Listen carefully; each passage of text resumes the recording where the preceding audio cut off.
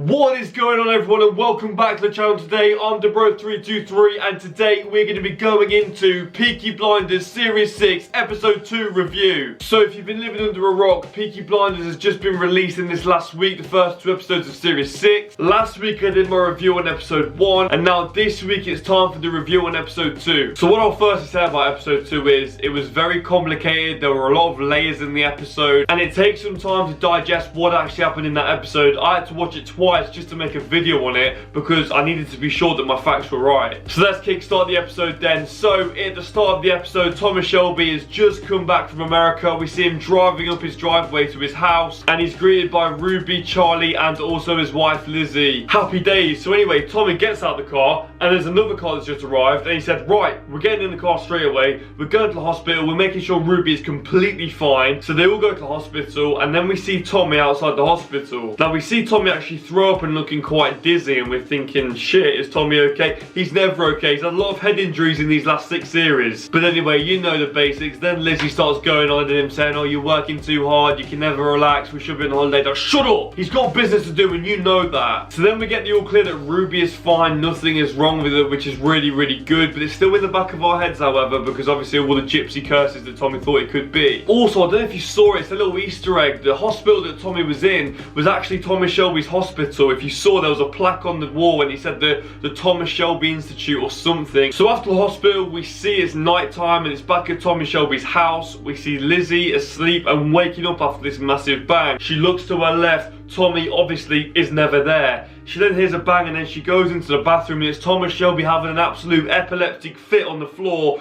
running a bath, the water's everywhere and he's having flashbacks from the war and the water and he's just having fits. It's not nice to see because you think, shit, Tommy is actually ill. Where's this gonna go? Where is this storyline gonna go? Is Thomas Shelby decreasing in health? In the first episode we were worried for him mentally and now in the second episode we're worried for him physically as well. Anyway, life must go on. What Tommy does is, of course, he'd brush his fit off and say, no, I've got business to do. I don't care, I've just had an epileptic fit in my own bathroom, it's fine. I've got business to do. So in the next scene we see Tommy Shelby attend a socialist party where he gives a speech. Obviously we know this from the end of season 4, he's now a Labour MP. And in this speech to about 200 people he talks about silence. He has a sign called silence and tells everyone to shush. And what he's saying is the people in charge now, we're not letting people from Birmingham say a word. And Thomas is really roaring them up, you know, they're actually chanting Thomas Shelby's name at the end. They love Tommy, Tommy loves them. But then just before the end of the speech, we see a woman. We see a woman get out of the car and that woman is no other than Laura Mckee. Now, as you know, Laura Mckee first seen in Series 5 Episode 1 when she captured Michael. And obviously we saw her in Season 6 Episode 1 last week when she was the one that made Tommy fail his assassination on Oswald Mosley by obviously killing Abraham Gold, by killing Barney and also killing Polly Gray. But anyway, she walks out of this car with authority and then she goes to the rally at the very back. She watches Tommy and she's also with Arthur Shelby, so Arthur Shelby must have taken her. Tommy then finishes his speech, he then goes to talk to Arthur and Laura and they've agreed to meet, you know, they have to discuss business about Nelson coming over. What I found interesting about this conversation was I thought Laura was a real figurehead, a real confident person, but she looked out of her depth with Tommy and Arthur. You know, Tommy said, alright, let's get in the car, let's go to the garrison, let's have a chat, just us. She was like, oh no, we agreed to be in a public place. And Tommy basically just said to her, if you want to be dead, we'll go to a public place, but you come with us to the garrison, and she followed their orders. Really shows her kind of false authority in the first couple of times we saw her. But obviously she has got authority, she just killed Polly Gray for Christ's sake. So then we go back to Garrison in Small Heath, the pub that's been there from day dot in Series 1 Episode 1,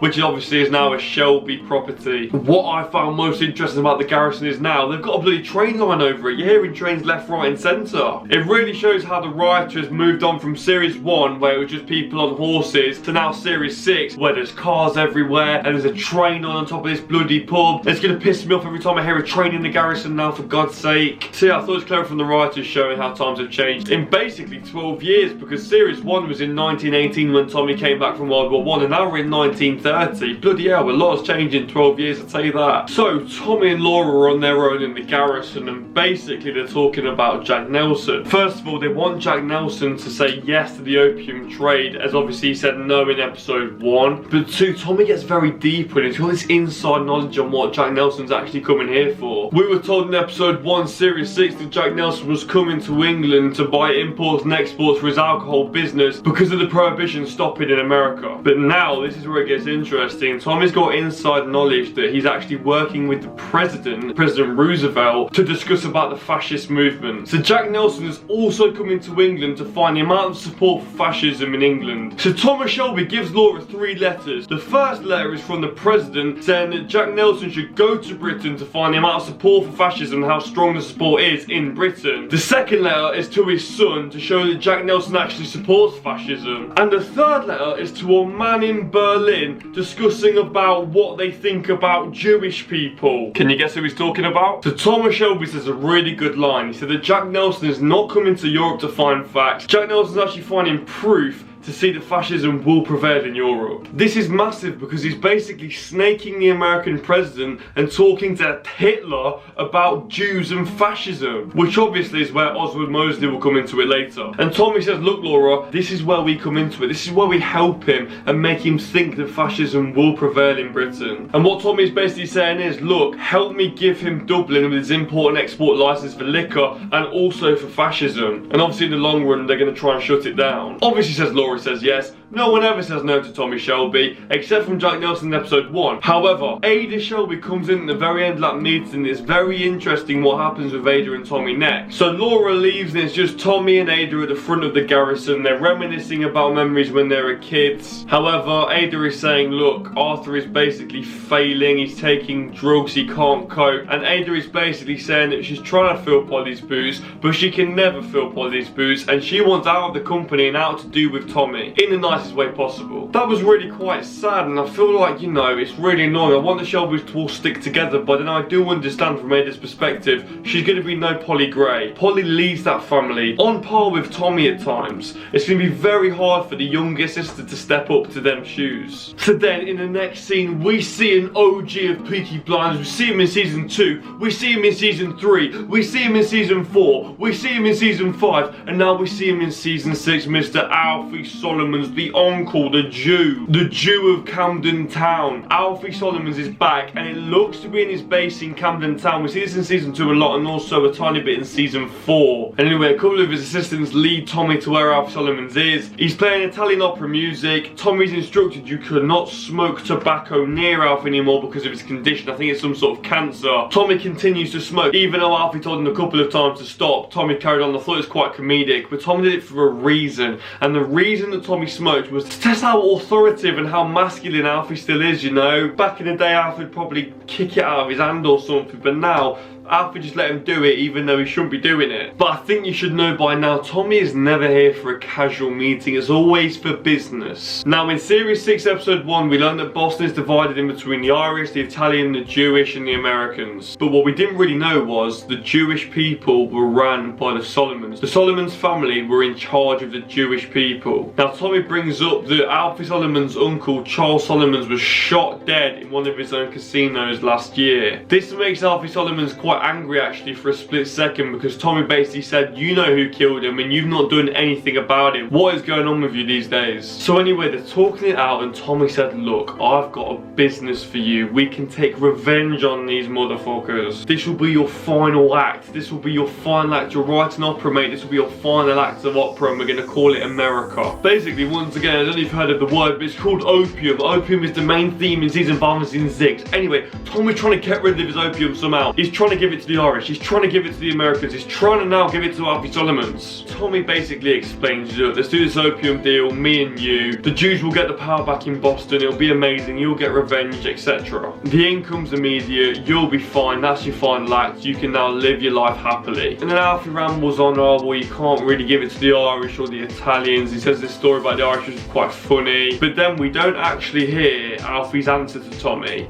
But the last thing we see in this scene is Alfie asks asking how much a ton will be of opium, which indicates that Tommy and Alfie are back in business, and Tommy's finally got an ally in this series. Bloody hell, we need allies, he needs them fast. On to the next scene then, and it's the fucking bitch couple, Gina and Michael. Michael is still in prison because he's getting used by Gina, and that is my prediction, Gina is using Michael. But anyway, to cut long story short, Gina basically said to Michael, you gotta stay here for a few more weeks. Gina's about to set off for London with Jack Nelson, but also Gina confirmed that Jack Nelson is gonna let Michael be the one to kill Tommy Shelby. That's very big. And then Gina says to Michael, oh, we'll have £5 million, we're gonna be so rich. And then Gina and Michael have this weird spiritual sexual moment, and I'm like, please piss off, we've only got an hour a week, please stop wasting my time with your spiritual oral sex things, man. I just want to get on with the bloody play. So then the next big thing we see in this episode is the massive Oswald Mosley fascist Nazi rally. Tom, Shelby and Lizzie going up to the stairs to the theatre, and they're getting booed by so many people. People are throwing petrol bombs, all the socialist people, because we've got to understand the fascism and socialism movements are very, very different people and very, very different movements. So for Tommy, who's a socialist, to be going to this fascist event made people very angry, so they were throwing stuff at them and bloody booing them, and there were these Nazi people in black turtlenecks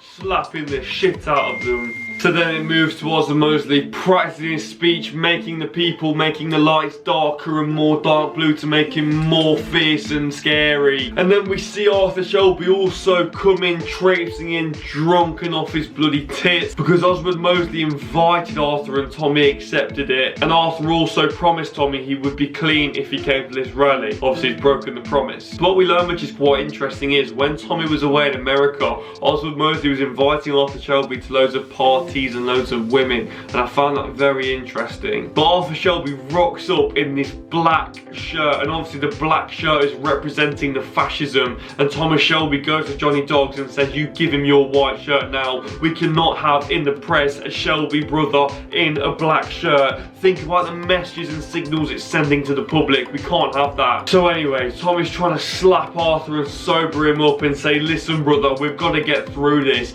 And then Tommy drops the bombshell on Arthur saying he's wrote to Linda, which is Arthur's ex-wife. Now Linda is living in America, and Tommy said to Arthur that he wrote to Linda saying, do you believe in forgiveness? And Linda said, yes I do, underlining that I do, and basically indicates that Tommy said, Arthur, if you get clean brother, I will make sure Linda comes back to you. And that really made Arthur happy. And then the next thing that happened I bloody loved. It reminded me of the prime Peaky Blinders in season 1 and season 2. Arthur Shelby started beating up these Nazi people, and then Thomas Shelby got involved and started hitting him with a crowbar in the shadow. You couldn't really see it, but you saw it in the shadows and it looked amazing. And then we don't actually see the rally, it actually cuts to after, and we don't see Arthur or Johnny Dogs again. So then after we see Thomas Shelby, Oswald Mosley, Lizzie, and also Oswald Mosley's mistress, Lady Diana Milford. We learn that Oswald Mosley's wife died 6 months prior to this event. So Tommy asks Oswald, you know, can we speak in private about business? And he's like, oh, look at how old-fashioned you are. Let the women talk. So they go to this private room, all 4 of them, and start talking business about Jack Nelson. To cut a long story short, we learn 2 things from this meeting. Number 1, Oswald Mosley has agreed to meet Jack Nelson to talk about fascism. And number 2, we are aware that Oswald Mosley and Diana are in touch with Adolf Hitler, and they are good friends, and they're actually getting married in Berlin. This is scary, people. This is scary. Thomas Shelby also shows Oswald Mosley the letter about Jewish people Adolf Hitler and Jack Nelson did to each other, and they talked about the Jewish part, and Oswald Mosley didn't look that surprised. And I was thinking, oh, this is how Oswald Mosley's character is going to develop, a basically English Hitler throughout season 6. So after the Oswald Mosley rally, then we go into this church setting, and we see this man we've never seen before, and we're wondering, who is it? You never guess who it is. It's none other than Jack Nelson. I know that Stephen Graham is going to be in the Peaky Blinders, but we haven't seen him yet, so I thought, oh, it could be Stephen Graham, but no, it's not. It's Jack Nelson in the church with Thomas Shelby to talk about the opium. Now obviously Jack Nelson said no to the opium in episode 1, but after some negotiation they finally got to some sort of, well, Not a deal yet, but I'll get into that. So Tommy basically said, look, I know you're here for the fascism as well and seeing where it is at in Great Britain. And I know some representatives on both sides that I can introduce you to, Oswald Mosley or also Laura Mckee from the IRA. But Thomas Shelby basically said also, I'm really good pals with Winston Churchill. He trusts me with his life. I can give you Winston Churchill's plans to prevent fascism as well as introducing you to Oswald Mosley and also the IRA,